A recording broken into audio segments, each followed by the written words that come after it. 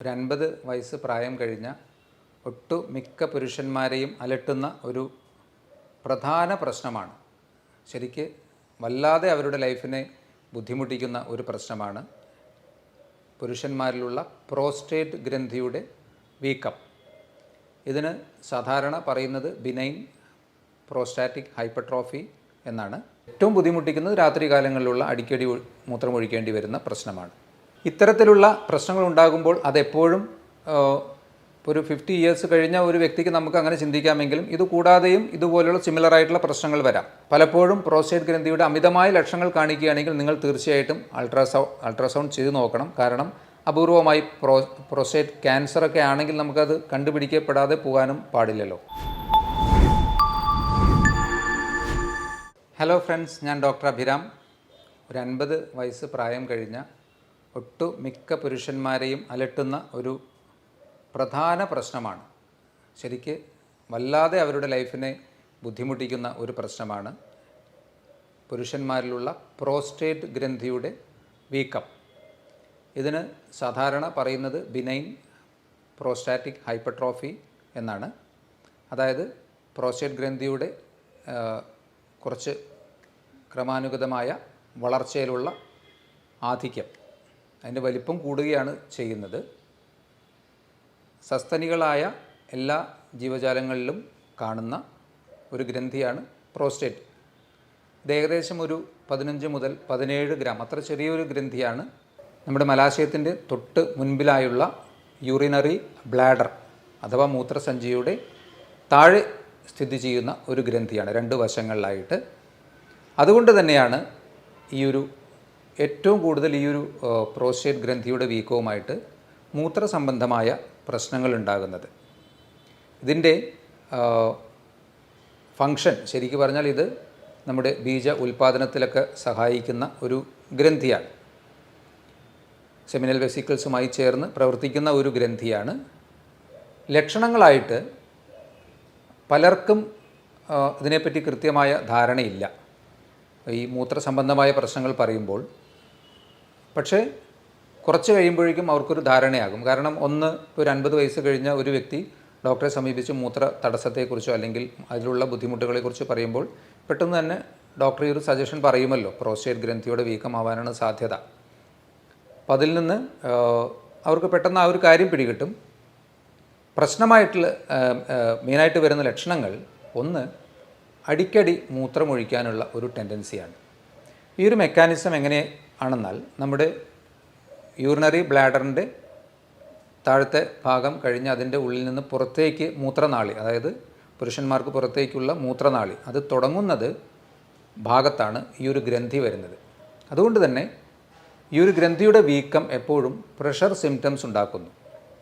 അപ്പോൾ കുറച്ച് ബ്ലാഡറിൽ മൂത്രമാവുമ്പോഴേക്കും ഈ ഒരു പ്രഷർ എഫക്റ്റ് കാരണം നമുക്ക് മോർ ഓഫ് ഒരു ഫുള്ളായിട്ടുള്ളൊരു ഫീലിംഗ് വരും, മൂത്രമൊഴിക്കണം തോന്നും.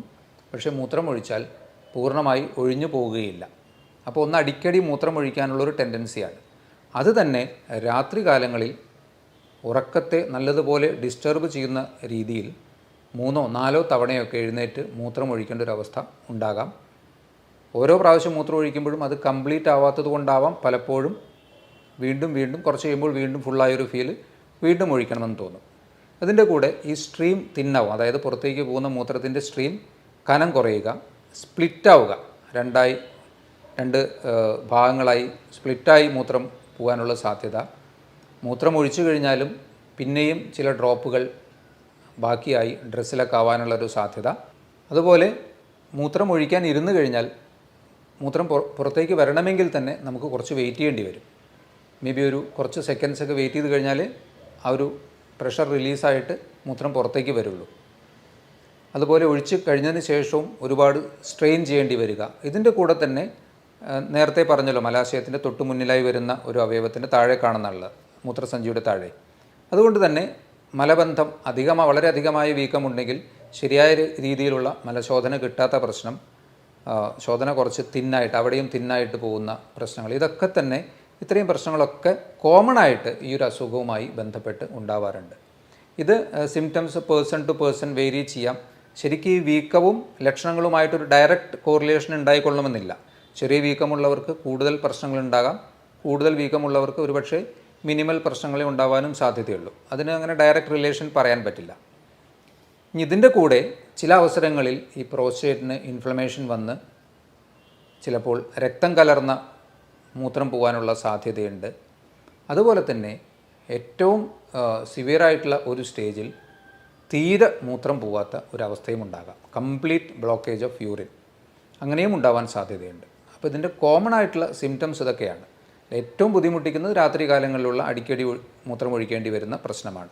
ഇത്തരത്തിലുള്ള പ്രശ്നങ്ങൾ ഉണ്ടാകുമ്പോൾ അതെപ്പോഴും ഒരു 50 ഇയേഴ്സ് കഴിഞ്ഞ ഒരു വ്യക്തിക്ക് നമുക്ക് അങ്ങനെ ചിന്തിക്കാമെങ്കിലും ഇത് കൂടാതെയും ഇതുപോലുള്ള സിമിലർ ആയിട്ടുള്ള പ്രശ്നങ്ങൾ വരാം.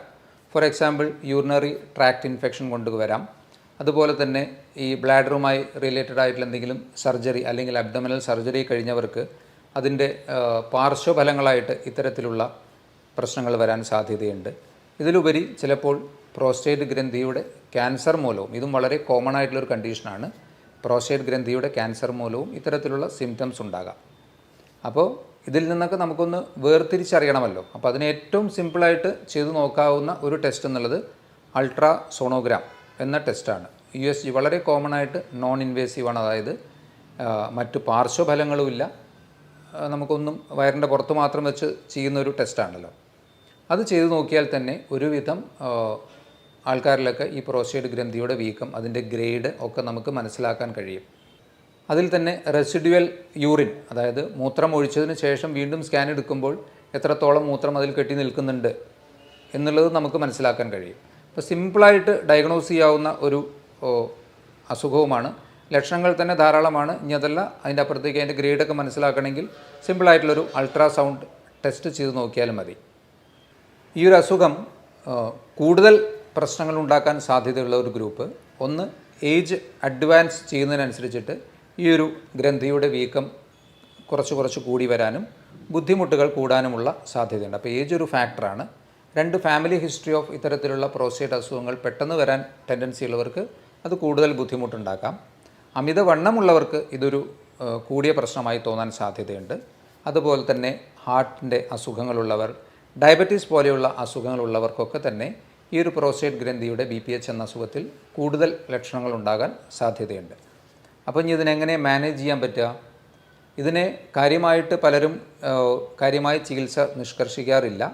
അൺലെസ് ആൻഡ് അൺടിൽ സിംറ്റംസ് നമ്മളെ വല്ലാതെ ബുദ്ധിമുട്ടിക്കുന്നുണ്ടെങ്കിൽ, ഒരുവിധം മാനേജ് ചെയ്യാൻ പറ്റുമെങ്കിൽ നമ്മൾ തന്നെ ലൈഫ് സ്റ്റൈലിൽ കുറച്ച് അഡ്ജസ്റ്റ്മെൻറ്റ് ചെയ്താൽ മതി.